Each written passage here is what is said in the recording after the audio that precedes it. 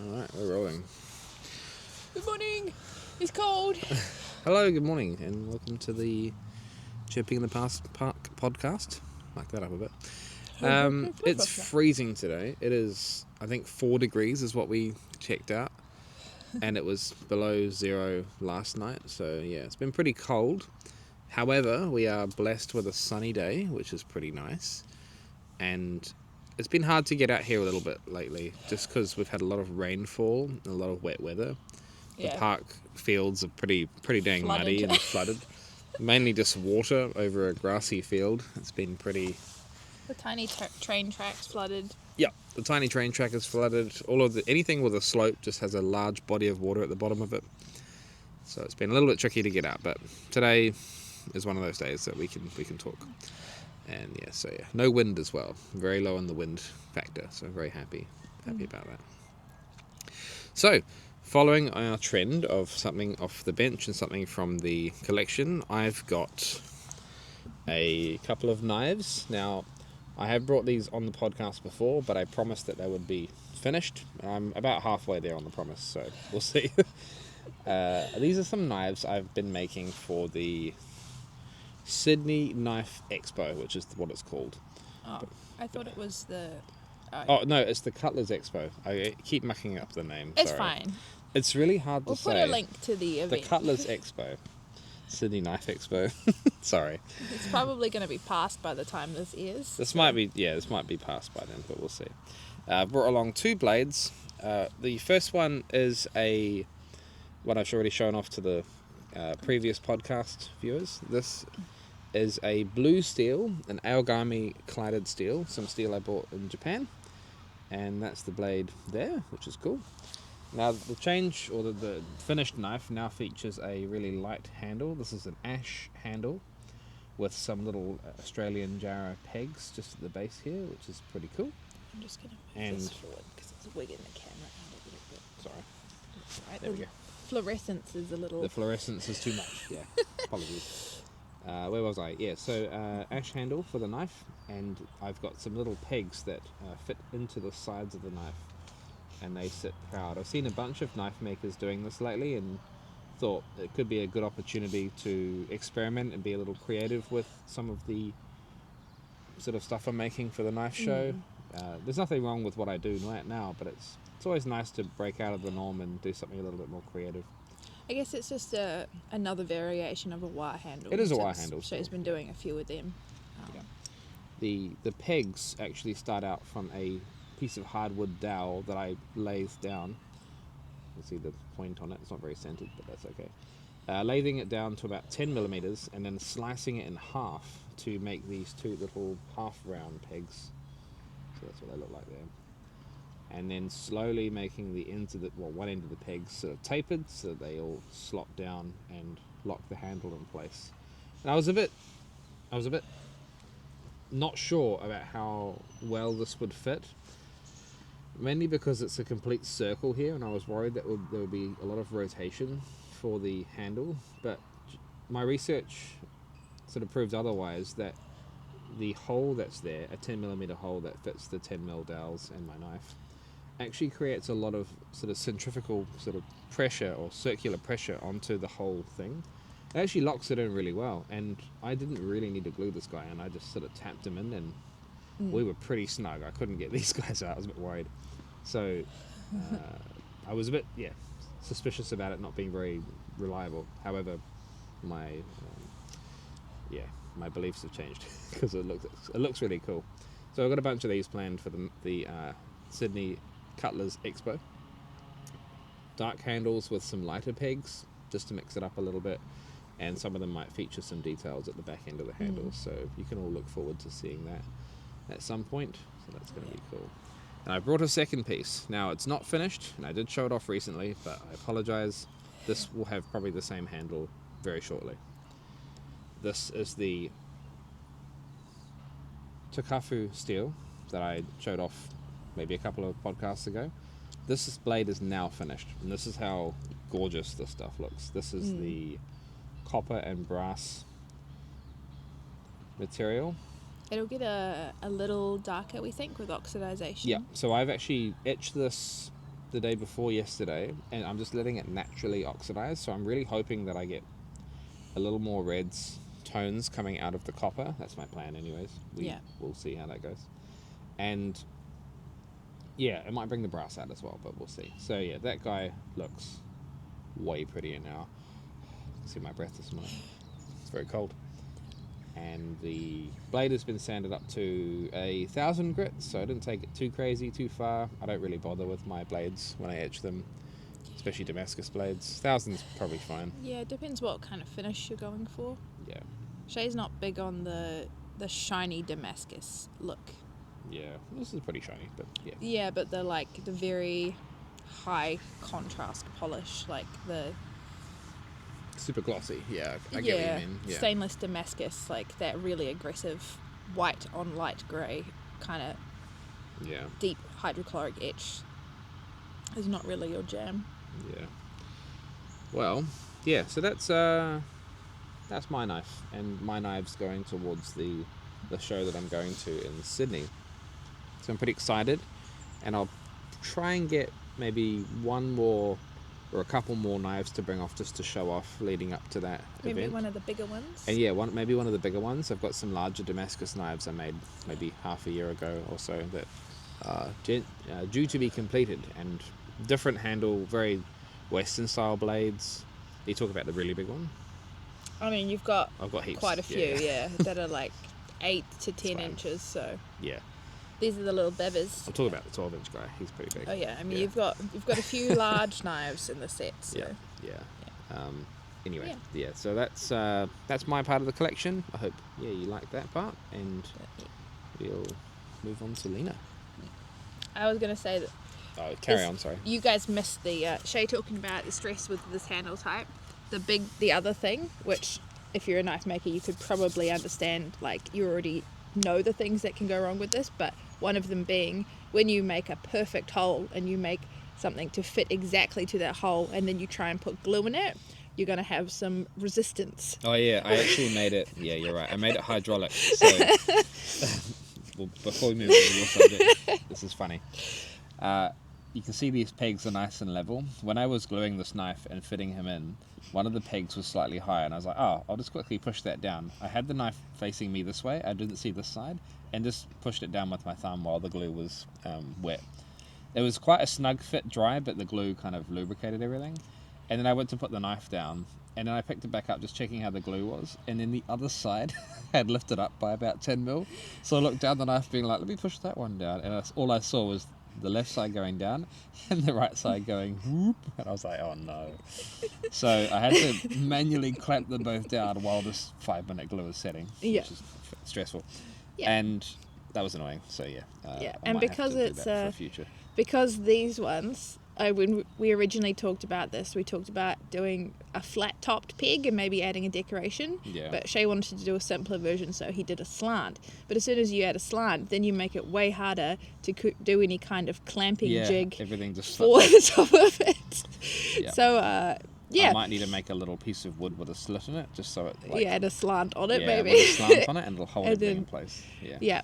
I was thinking we could do it with like an F clamp, and you could just make an extension for the top of the F clamp that sits under it so that you can clamp everything. Additionally to my glue up woes is that when I was pushing down both of the pegs, the blade would be poking out, and I was like, no. So I'm like holding it with one hand going, stay there. And then I think I used some vernier calipers, not the right tool you should use, but to like hold it there, and just decided to wait about a minute because that's usually how much time I had left over, and then just hope that nothing was uneven. And thankfully it didn't happen this time, but I think I'll make a little jig next time to make my life easier, because I covered the entire knife in glue, my hands are covered in glue, and the glue up was tedious. Sometimes simple is more difficult. You do something and that relies on clean lines and exact finishes, and then it fights you the whole way, which this is one of those things. That's just the other handle I've been making, so which will probably be for this knife. There we go.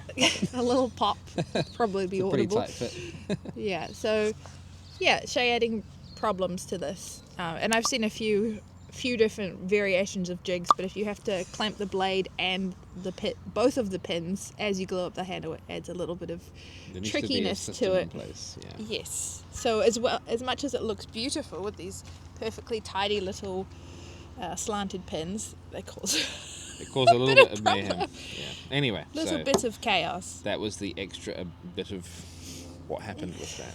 Yeah, but I'm sure knife makers could have already guessed, if you've done knitting before with this kind of thing, you would know that a little bit of chaos ensues. Mm-hmm. All right, now I've brought a piece from our collection. So this piece is one from an exhibition that Shay and I collaboratively did when we were back at art school, and we have talked about pieces from this show on the podcast before. The exhibition was called Spirit Tree.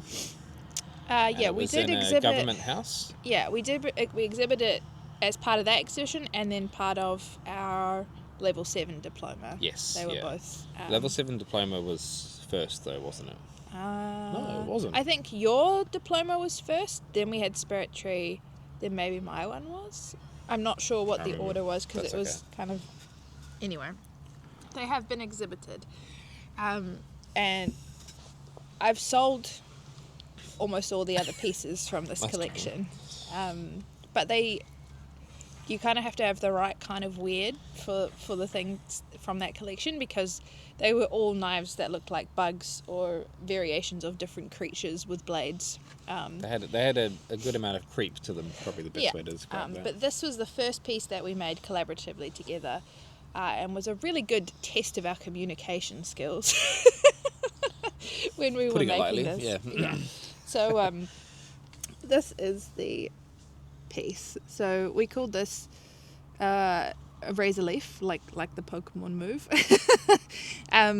It was just pretty sure you named it that. Yeah, probably. It was just a nickname because they all ended up with nicknames.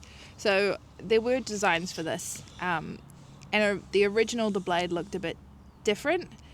But Shay wasn't cooperating with it because I was drawing out a lot of these projects before I started them. I was doing a whole bunch of sketches, a bunch of planning, and then Shay would be like, "Nah, I can't be bothered," or "I don't have that much material," or probably just I don't like the shape. So yeah, it was a lot of back and forth. I don't like the shape. I don't like making it. Yeah. Surprise. So this is a very simple little Damascus blade. Probably about 100 layers, I would say. It was not finished well at the time we did it. There's some lovely scratch marks on there, but this was 2013, so it's a while ago. Yeah, way I'm gonna back say when. This is over 20 years old. This knife, so yeah. Not 20. Not 20 years old. Yeah. It's old. Anyway. 13 years old. No, what it must. So Razorleaf exhibition was. Facebook told me it was 14 years, maybe 15 years ago. So maybe this knife is a bit older. I mean, we did make it before the... We did, yeah.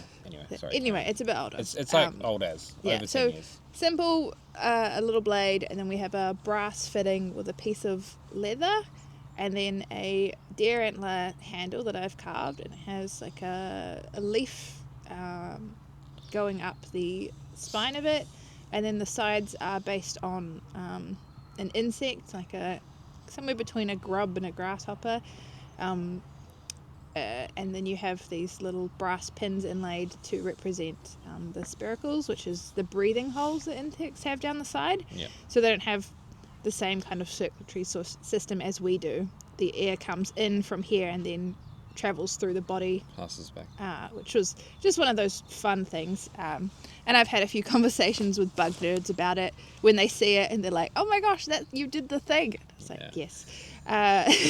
Yes, I did. And then we have a somewhere between a stinger and some kind of genitals, I guess, on the back here. I just wanted it to be kind of stabby, so it's got like a little brass hook tip on the end. The end of this guy was quite a hurdle for you to get, like, because you had carved this quite far in advance. Yeah. And we really weren't sure. I made it way more complicated than it needed to be, and then Shay gave me a lecture about it, which was fair at the time. It was out of Purple Heart, and if you've carved Purple Heart, you know that it just wants to burn and blunt in all your tools.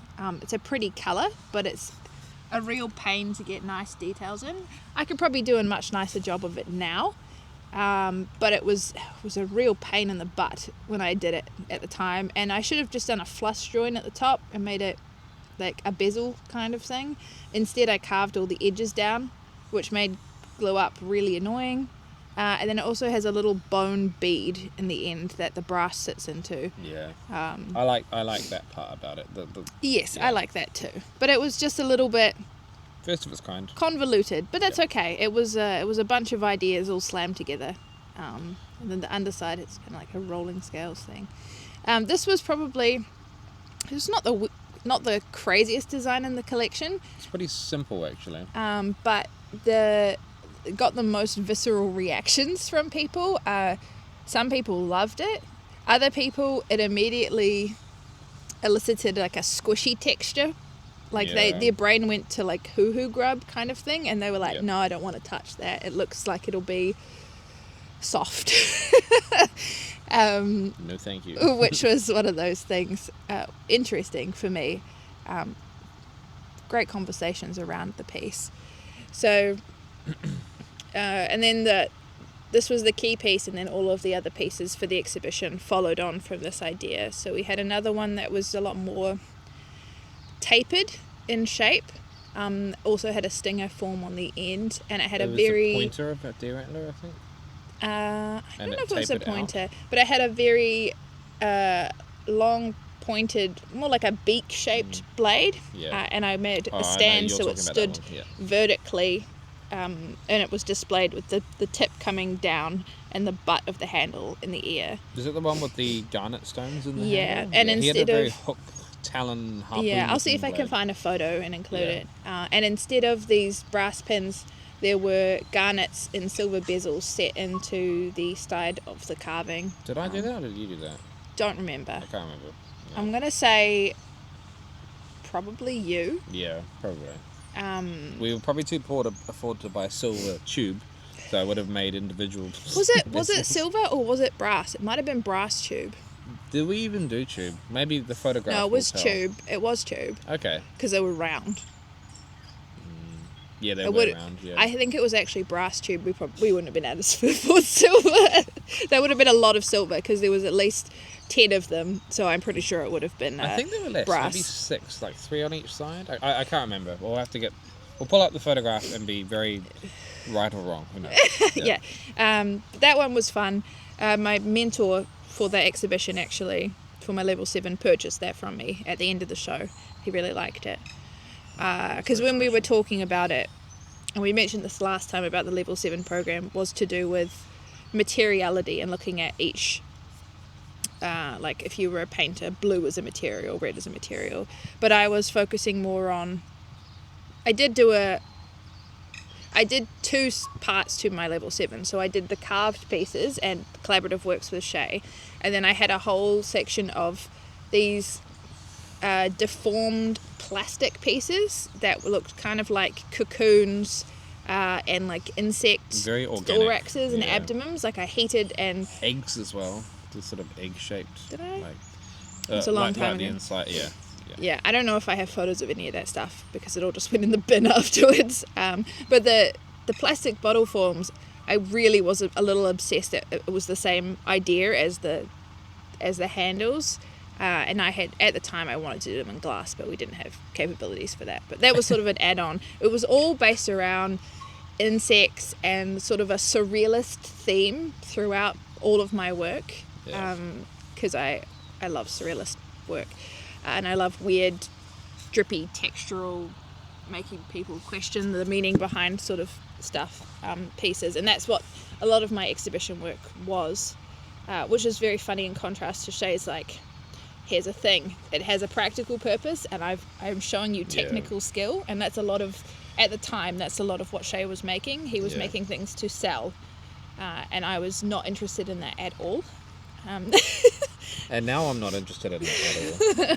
But we still do it. We still sell stuff. But it was purely about me for expressing ideas, and I kind of co-opted Shay into my vision for these pieces. So other than the really stabby looking one, I had another version of the This close, sort of between this one and I think we call the other one Stalker. The really pointy looking Did he one. have like the beads at the end of the tail? Was that the one you're talking about? He was quite low down. The one that I'd carved the front of the brass on it.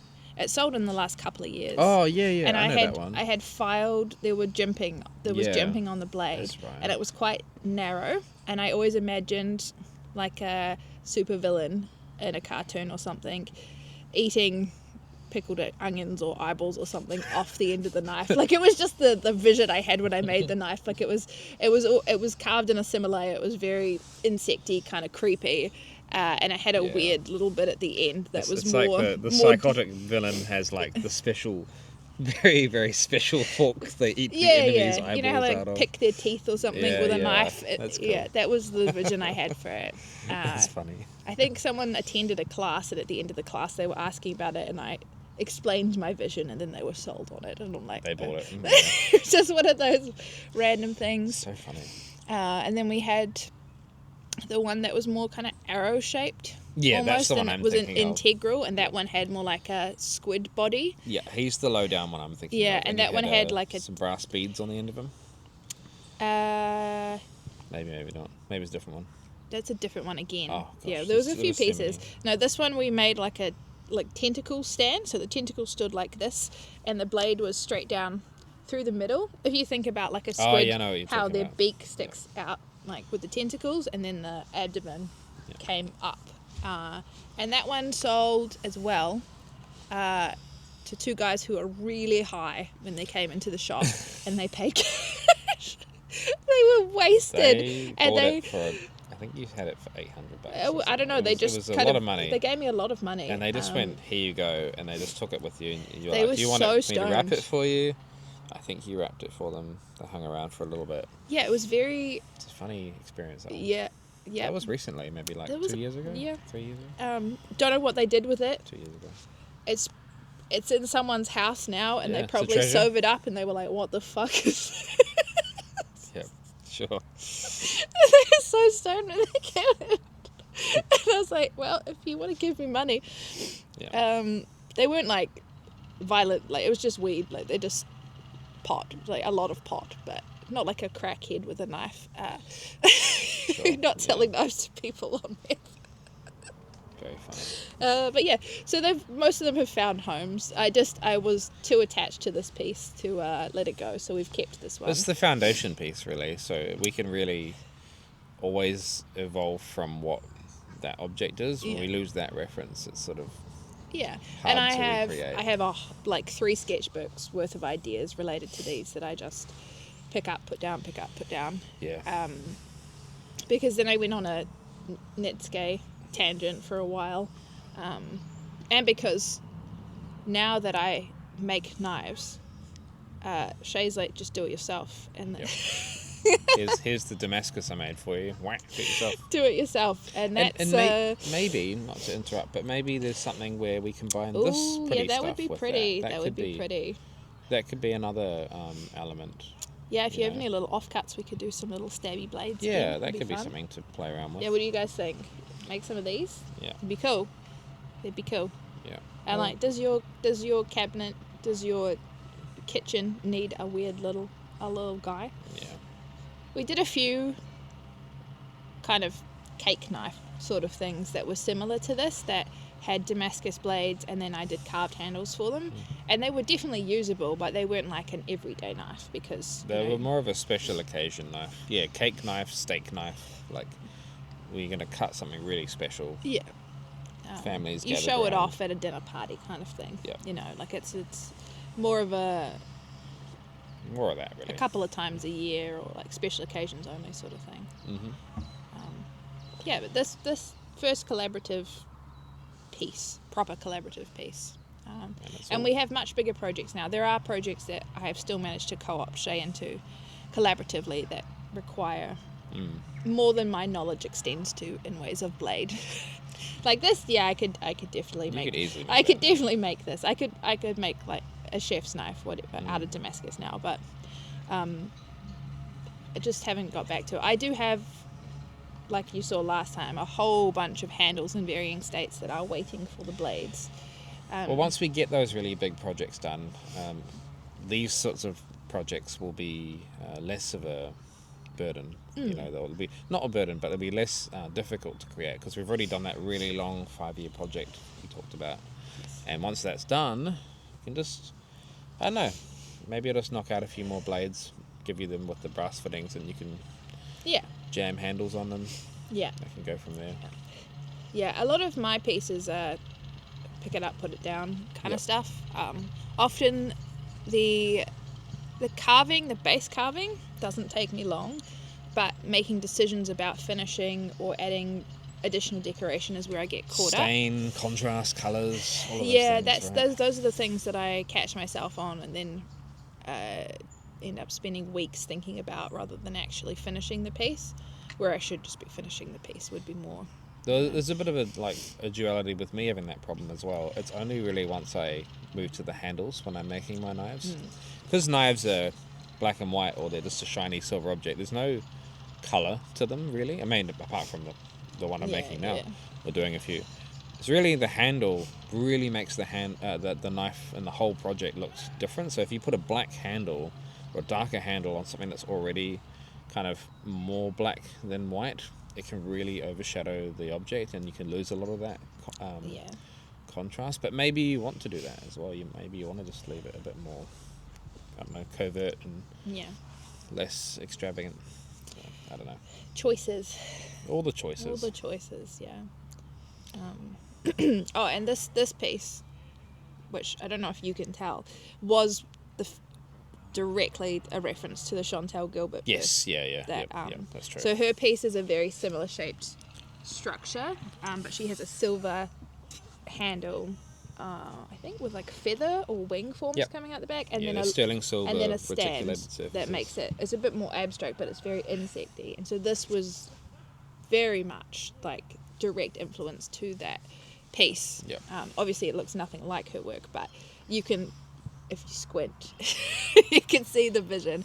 And this does, I couldn't find it this morning, but this does have a stand of legs. Yeah. So it sits with its butt in the air, like this, tipped to the table, which is another thing. Like if you're displaying a weapon as a decorative object, you obviously don't want the blade pointing up at people. Yeah. So that was another consideration as part of this. All of the points went down.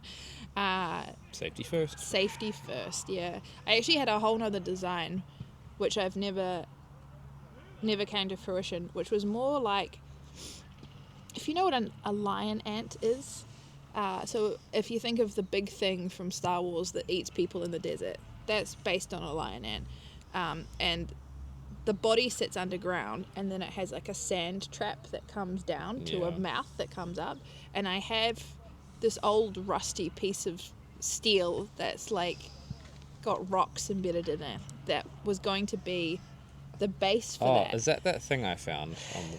Yeah, I mean, it's been kicking around for like 4 years. We probably found it on the road. I found that near Lake Taupo on a road trip with a friend back in 20... Yeah, anyway. And eventually 18. I was going to make a big bulbous carved handle with a bladed form of some description, you know, maybe like a claw kind of thing coming out of it, and then it would be displayed hovering, like so you could see above and below the two forms. That's cool. But I never... You could that's ideas for another time. Yeah, I still got the piece. Yeah. Some bits just wait. A lot of bits just wait. Maybe 10 years. Maybe longer. Oh well, yeah. Maybe we'll wrap it up there. Yeah, I've just been rambling. That's all good. That's great. Yeah. But we hope you enjoyed the ramble. And if you want to see more weird sort of knife projects, let us know. We're getting some comments coming through the podcast now. It's really been nice. So yeah, again, if you have any stories or things you'd like us to touch on or anything, this is sort of a platform where, you know, it's still a little single-sided, but we still get to communicate and convey with you guys, and it's been nice having a bit of community feedback from the podcast. So I really appreciate it. So those that comment, you're awesome. Yeah. And don't feel don't be shy to, like, it's fine. Yeah, ask us questions It's a about safe stuff. space. Yeah. And we're glad that you're enjoying this is just kind of Shay and I doing our normal thing. Like if you attend This a is class, us every day. if you attend a class, this is going to be exactly the same vibe. Yeah. We're very casual about everything. We're always talking about a million different projects. Exactly. And I said to people all the time, just be aware, if you ask us a question, you could be there all day, because we can talk about knives all day. Yeah. We do. If you come for a class, you're a captive audience. Yeah. So, and so are you. If you're here watching this, we hope you enjoyed it anyway. And ask us more things. Let us know if you enjoyed it. And we'll see you next time. We'll see you later. Thank you. Bye.